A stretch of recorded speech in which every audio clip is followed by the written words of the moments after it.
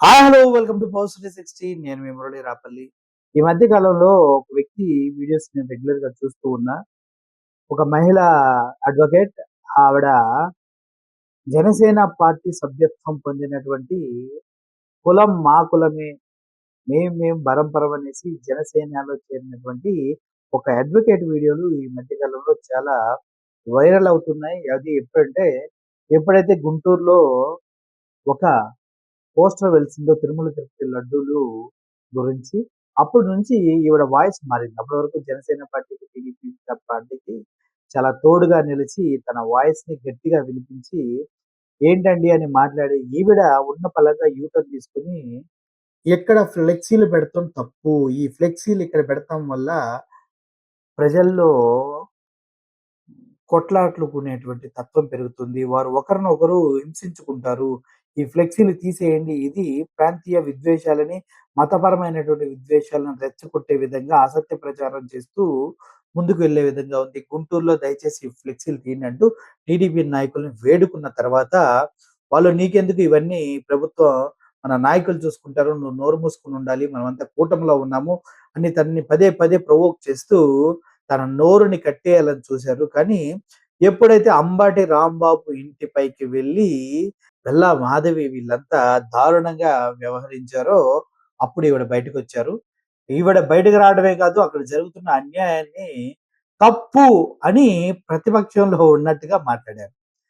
అయితే ఎందుకు ఇలా జరుగుతుంది? ఏమైంది ఈవిడకి? అంటే ఈవిడ క్లియర్‌గా చెప్తుంది ఏంటంటే, అన్యాయాన్ని సహించలేకపోయాను. గల్లా మాధవి గారు వెళ్లి అంబటి రాంబాబు గారి ఇంటి పైన దాడి చేసి, వాళ్ళ కార్లు సమస్తాన్ని ధ్వంసం చేయటం, ఇది చట్టపరమైనది కాదు. ఇది చాలా రాజ్యాంగ విరుద్ధంగా జరిగింది. ఒక ఉన్నతమైనటువంటి రాజ్యాంగబద్ధమైనటువంటి పదవిలో ఉండి ఎమ్మెల్యేగా అతను ముందుకు వెళ్తూ, ఇంత దారుణంగా రోడ్డు సైడ్ చీపెస్ట్ రవిడీలు, గూండాలు లాగా బిహేవ్ చేశారంటూ ఈ అడ్వకేట్ రజనీ గారు మాట్లాడటం జరిగింది. అసలు ఈ అడ్వకేట్ రజనీ గారు బయటకొచ్చిన తర్వాత ఆవిడ మాట్లాడుతున్నటువంటి వాస్తవాలను గనక మనం గమనించినట్లయితే, తిరుమల తిరుపతి లడ్డూ దగ్గర నుంచి తీసుకొని ఇప్పుడు జరుగుతున్నటువంటి డేటా సెంటర్లు కావచ్చు, క్రెడిట్ చోరీ కావచ్చు, నాడు నేడు స్కూల్స్‌ని మేము చేసామని చంద్రబాబు నాయుడు గారు డబ్బా కొట్టుకునే విధానాన్ని కావచ్చు, ఇప్పుడు ఏవైతే ప్రాజెక్ట్స్ వైఎస్ఆర్‌సీపీ గవర్నమెంట్ టైంలో వచ్చినాయో వాటన్నిటిని మేము చేసుకున్నామని చెప్తున్నటువంటి కూటమి ప్రభుత్వ నాయకులకు కావచ్చు, అందరికి వరుస పెట్టి లెఫ్ట్ అండ్ రైట్ వాయిస్తూనే ఉన్నారు. ఆవిడ ముందుకు వెళ్తూనే ఉన్నారు. ఇప్పుడు ఎప్పుడైతే గుంటూరులో కాకుండా అనేక ప్రాంతాల్లో ఈ ఫ్లెక్సీలు వెలసినాయో, ఇవి సామాజిక విద్వేషాలని రెచ్చగొట్టే విధంగా ఉన్నాయి కాబట్టి, ఇటువంటి కుట్రపూరితమైనటువంటి చేతకాని రాజకీయాలను చేసే వాళ్ళని నేను వెంటబెట్టుకోనన్నట్టు తన వాయిస్‌ని గట్టిగా బయటికి తీసుకురావడం జరుగుతూ ఉంది. నిజం చెప్పాలంటే ఎంతో కాలంగా ఎంతోమంది వాళ్ళ పార్టీల నుంచి, అటు టీడీపీ నుంచి, ఇటు జనసేన నుంచి బయటకొచ్చి మాట్లాడుతూనే ఉన్నారు. మా పైన దాడులు జరుగుతున్నాయి. మమ్మల్ని కొడుతూ ఉన్నారు. టీడీపీ వాళ్ళే మొత్తం చేస్తూ ఉన్నారు. జరిగిందంతా వాళ్ళ క్రెడిట్స్‌లో యేసుకుంటున్నారు గానీ, జన సైనికులకి ఎటువంటి గౌరవం దొరకట్లేదంటూ నెత్తి నోరు కొట్టుకొని పవన్ కళ్యాణ్ ముందుకెళ్ళి చెప్పినా కూడా కనీసం దాన్ని కన్సిడరేషన్‌లోకి తీసుకోవట్లేదు ద గ్రేట్ పవన్ కళ్యాణ్ గారు. ఆ క్రమంలో ఈవిడ పార్టీ సభ్యత్వానికి జన సైనిక వీర వనితగా ఉండకుండా ఈవిడ బయటకి రావడం జరిగింది. అయితే ఈ రజనీ గారు ఇప్పుడు అడ్వకేట్‌గా తను మాట్లాడుతూ కంప్లీట్‌గా యూటర్న్ తీసుకొని జగన్మోహన్ రెడ్డి పక్షాన మాట్లాడుతుందా అంటే, అది కూడా కరెక్ట్ కాదనిపిస్తుంది. ఎందుకంటే జగన్మోహన్ రెడ్డి గారి పక్షాన మాట్లాడితే ఇప్పటికే జగన్మోహన్ రెడ్డి టీము ఆ రజనీని దగ్గరకు తీసుకుంటారు. ఇంత దారుణంగా సపోర్ట్ చేస్తున్న వ్యక్తిని వాళ్ళు ఎందుకు వదులుకుంటారు. కానీ ఆ విధంగా జగన్మోహన్ రెడ్డి టీమ్ ఆవిడని దగ్గరికి తీసుకోలేదు. అదే విధంగా ఈవిడ గతంలో ఉన్నటువంటి కూటమిలో నేను ఉండనని తెగేసి చెప్తూ ఉంది. అన్యాయం జరుగుతుందని చెప్తుంది. ప్రజలకు మంచి చేయనప్పుడు ఆవిడ ఇంకా చాలా విషయాల పైన మాట్లాడింది. ఎందుకు 'ఎన్టీ రామారావు' విగ్రహం 1700,00,00,000 పెట్టి పెట్టాలి.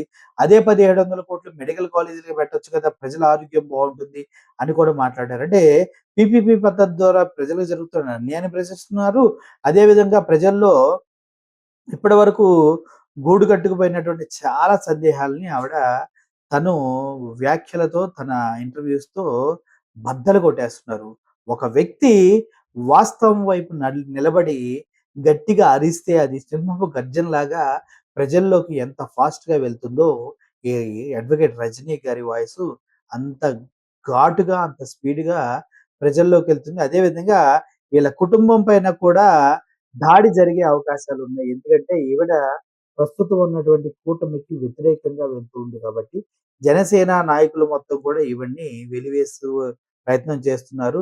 అదే విధంగా వీళ్ళ కుటుంబ సభ్యుల్ని కూడా వాంటెడ్‌గానే సెంటర్ చేసి మాట్లాడుతూ, ఆవిడ వాళ్ళ కుటుంబ సభ్యుల్ని ఇబ్బంది పెట్టే ప్రయత్నాలు కూడా కూటమి నాయకులు చేస్తున్నారు, బెదిరిస్తున్నారంటూ నేను ఆవిడతో మాట్లాడిన కల్లో ఆవిడ చెప్పారు. ఇటువంటి దారుణమైనటువంటి సిట్యుయేషన్స్ కేవలం ఆంధ్రప్రదేశ్‌లోనే ఉంటాయి. ఎందుకంటే హెరిటేజ్ గురించి మాట్లాడకూడదంటూ కోర్ట్ నుంచి ఆర్డర్‌లు తెచ్చుకోవచ్చు. వాళ్ళు without any evidences Tirumala Tirupati laddu పైన చాలా దారుణమైన కామెంట్స్ చేయొచ్చు. తప్పిపోయిన 32,000 మందిని తెస్తానని, వాలంటరీ ఉద్యోగాలకు 10,000 పెంచుతామని, అదే విధంగా తిరుమల తిరుపతిలో లక్ష లడ్డూలు అయోధ్యకు పంపించినవి కల్తీ అయినయని అసత్య ప్రచారాలు ఎన్నైనా చేయొచ్చు. కానీ ఎవరు మాట్లాడకూడదు, ప్రశ్నించకూడదు. ప్రశ్నించడానికి పుట్టినటువంటి జనసేన పార్టీ అన్నీ మూసుకొని కూర్చుంటే అందుట్లో ఉన్నటువంటి కార్యకర్తలు తట్టుకోలేక, ఈ దారుణాల్ని భరించలేక ఇప్పటి కాకపోతే ఇంకెప్పుడు అంటూ ఎలక్షన్ ఇంకా 3 సంవత్సరాలు ఉండగానే కేవలం 18, 19 నెలలకే ఇది పార్టీలు కాదు. ఇవి మోసపూరితమైన రాజకీయాలు. జనాల్లో నాశనం చేయడానికి వచ్చినటువంటి రాజకీయాలు. విద్యా, వైద్యాన్ని ప్రజలకు దూరం చేశారు. నాడు నేడు స్కూల్స్‌ని నాశనం చేశారు. వైద్య వ్యవస్థ ఆరోగ్యశ్రీని నాశనం చేశారు. విద్యా, వైద్యాన్ని మొత్తం పాడు చేశారు. జగన్మోహన్ రెడ్డి గారు కష్టపడి తీసుకొచ్చిన 17 మెడికల్ కాలేజ్‌ని ప్రైవేట్ పరం చేయడం కోసం తహతహలాడుతున్నారు. ఎందుకు పనికిరాని విగ్రహాలను మాత్రం వేల కోట్లు పెట్టి నిర్మించాలని చూస్తూ ఉన్నారు. అమరావతిలో వాటర్ తీసిపోయడానికి, చెట్లు కొట్టేయడానికే వేల కోట్లు ఖర్చు పెడుతూ ఉన్నారు. 3,30,30,000 కోట్లు అప్పు చేసి కనీసం సిగ్గు లేకుండా ఏం చేశారో చెప్పట్లేదు. తిరుమల తిరుపతి లడ్డు పైన ఇప్పటికీ వివక్షత రేపుతూనే ఉన్నారు. మొన్న విజయవాడలో ఎవరంట సత్సంగాలంట, ఎవరో స్వాములంట వాళ్ళంతా కూర్చొనంట వైఎస్ఆర్‌సీపీ పార్టీకి జగన్మోహన్ రెడ్డి హయాంలో తిరుమల తిరుపతిలో జరిగినటువంటి దారుణాలకి వ్యతిరేకంగా పోరాడతారంట. సిగ్గుండాల. అన్నీ తెలిసి Bole Baba, Heritage, AR dairy, Vaishnavi dairy, ఇంకా ఇది సంగం డైరీ ఇయన్నీ ఒక కోవ కిందకే వచ్చి ఒకళ్ళే మెయింటైన్ చేస్తున్నారని తెలిసిన తర్వాత కూడా ఈ విధంగా ప్రజల్ని మభ్యపెట్టే ప్రయత్నం చేస్తున్నారు. అయితే ఈ గల్లా మాధవిని మాత్రం ఎందుకు క్షమించి వదిలేశారో, ఎందుకు అరెస్ట్ చేయలేదో నాకు అర్థం కావట్లేదు. ఎందుకంటే వాళ్ళ ఇంటి పైన దాడి చేయడానికి వెళ్లి దారుణంగా ఆవిడ చెప్పింది. కావాలనే దాడి చేసామని కూడా ఆవిడ మాట్లాడటం మనం విన్నాము. ఇటువంటి రౌడీ మూకల్ని రాజకీయాల్లోకి తీసుకొచ్చి పెంచి పోషిస్తున్న చంద్రబాబు నాయుడు గారికి కనీసం కొద్దిగైనా ఆలోచన ఉందా లేదా అన్నది ఇప్పటికే ఎవరికీ అర్థం కావట్లేదు. అయితే ఈ గల్లా మాధవి దంపతులు ఏ విధంగా అయితే అంబటి రాంబాబు ఇంటి మీద దాడి చేసి వారిని కొట్టారో, అప్పుడు బయటకొచ్చినటువంటి అడ్వకేట్ రజనీ గారు ఇప్పటి వరకు తన వాయిస్‌ని గట్టిగా ప్రజల్లోకి తీసుకెళ్తూనే ఉన్నారు. వాస్తవాల పక్షాన నిలబడి పోరాడుతూనే ఉన్నారు. ఇటువంటి వారు ఎంతోమంది రాబోయే రోజుల్లో ముందుకొస్తారన్న మాత్రం వాస్తవం. ఎప్పటికప్పుడు వాస్తవాల్ని మీకు అందించే ప్రయత్నం చేస్తూ ఉంటాం. ఇప్పుడు ఎవరైతే రజనీ గారున్నారో hats off to you madam. మీ పైన నాకు రెస్పెక్ట్ పెరిగింది. మీరు చేసే మంచి పని ప్రజల్లోకి వెళ్తే రాబోయే రోజుల్లో ఆంధ్రప్రదేశ్ భవిష్యత్తు చాలా ఉజ్వలంగా, బ్రైట్‌గా ఉండబోతుంది. అంతేగాని కుళ్ళు, కుట్ర రాజకీయాలతో కాకుండా మంచి ఆలోచనతో ముందుకు వెళ్ళాలని, మీకంతా మంచి జరగాలని కోరుకుంటూ సెలవు తీసుకుంటున్నాను. Murali signing off. Thank you so much.